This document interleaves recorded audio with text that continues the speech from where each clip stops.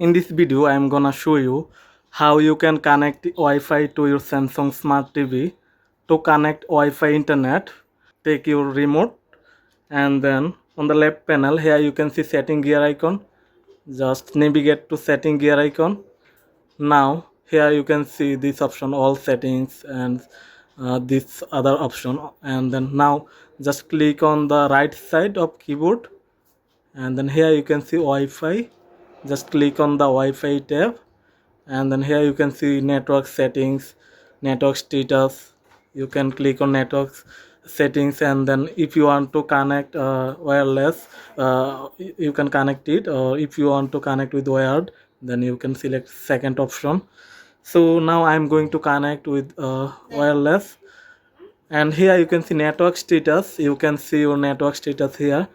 You can disconnect it if you connected, or you can reconnect it.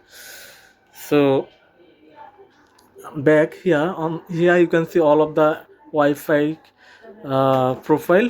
Just select which one of yours, and then you need to input your password, Wi-Fi password, then it will be connected to your Samsung Smart TV.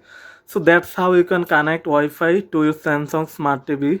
So hope this video help you out. Thanks for watching.